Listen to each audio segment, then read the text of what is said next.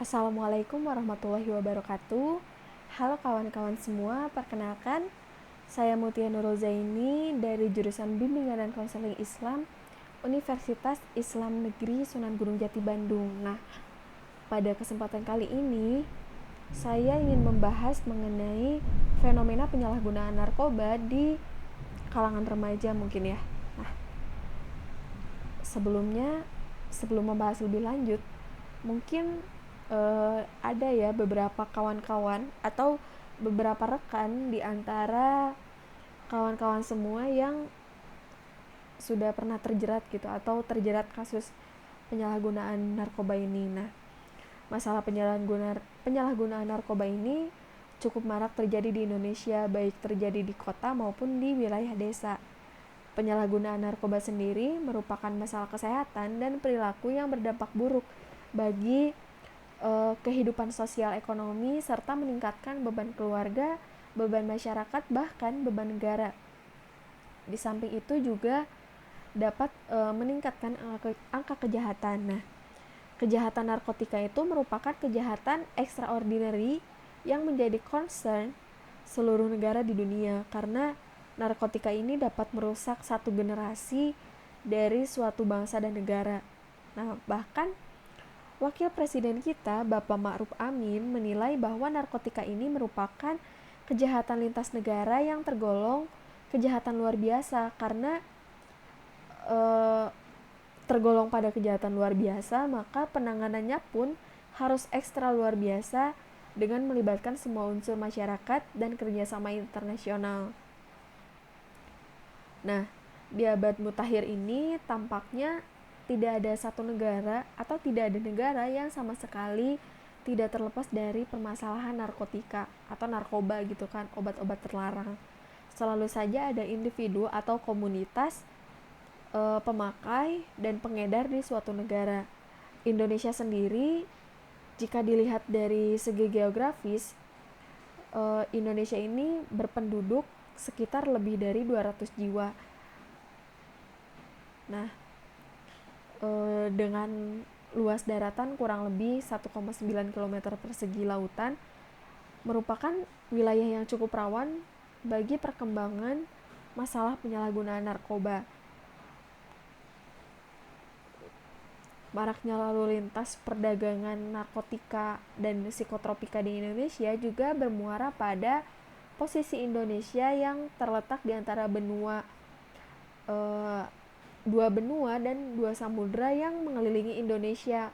Nah, hal ini membuat lalu lintas perdagangan obat terlarang ini menjadi cukup rawan. Selain itu, tanah Indonesia juga cukup subur untuk kultivitas gelap tanaman ganja. Bahkan sering kita dengar ya bahwa polisi menemukan ladang ganja.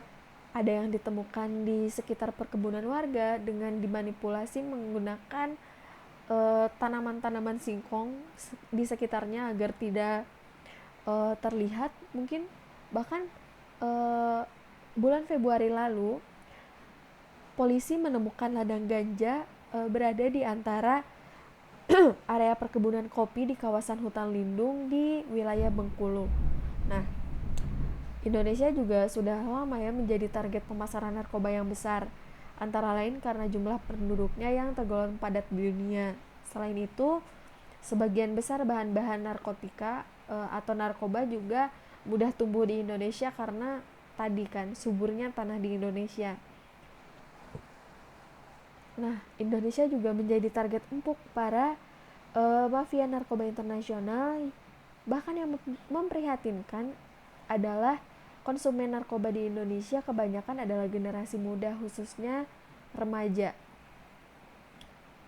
Bahkan kita pernah ya sama-sama mendengar berita seorang artis yang bisa dibilang muda, yang cukup terkenal di kalangan anak muda juga, yang menjadi idola anak muda, terjerat kasus ini gitu. Bahkan ada beberapa yang tidak hanya satu kali terjerat, ada yang 2 kali, bahkan beberapa kali terjerat kasus ini.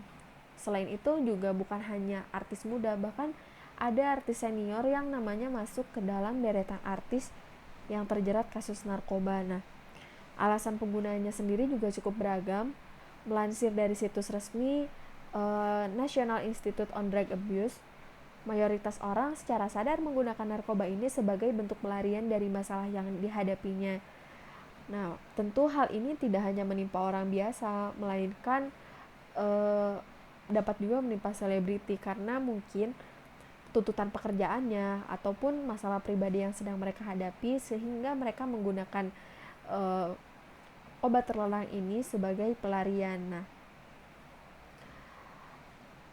terlepas dari apapun alasan yang membuat mereka tidak bisa melepaskan diri dari narkoba, hukum alam di dunia ini ada hukum alam yang berlaku di dunia, yaitu apa yang kamu putuskan untuk kamu lakukan akan membuahkan konsekuensi tersendiri. Nah, termasuk penyalahgunaan narkoba. Penyalahgunaan narkoba ini hanya akan bermuara pada dua hal. Yang pertama berurusan dengan polisi, yang kedua berurusan dengan kematian. Oleh sebab itu, sebelum kita sebelum kita terjerumus atau sebelum kita menjerumuskan diri kepada obat-obat terlarang ini, maka harus kita pikirkan matang-matang apakah ini benar-benar jalan keluar atau ini merupakan pelarian penyelesaian masalah dengan menciptakan masalah yang baru. Nah, di Indonesia sendiri, meskipun sudah tahu bahwa penggunaan obat terlarang ini berbahaya, entah itu untuk tubuh, entah merusak nama baik, namun ada saja remaja yang menggunakan obat terlarang ini.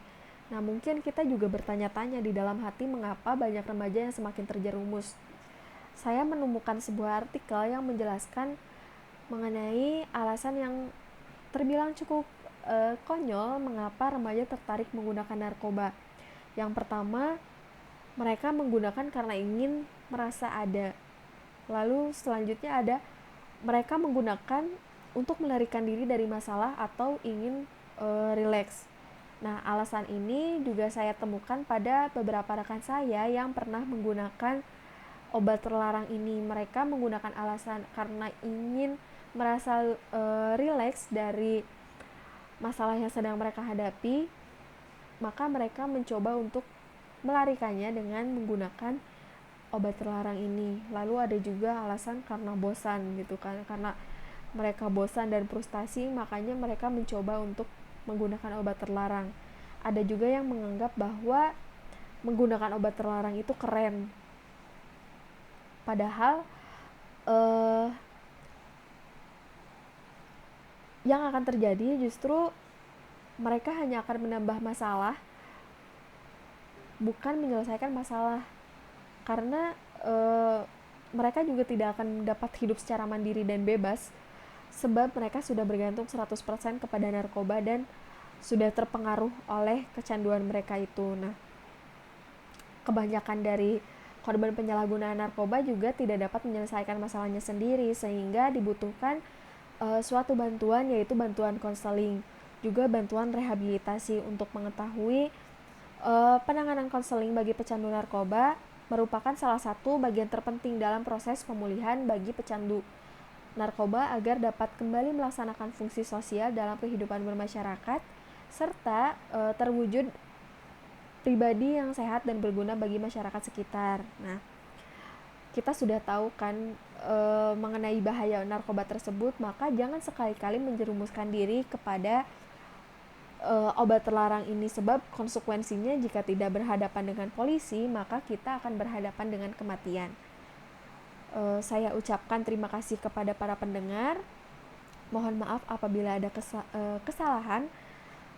Saya undur diri, sampai bertemu pada kesempatan berikutnya. Assalamualaikum warahmatullahi wabarakatuh.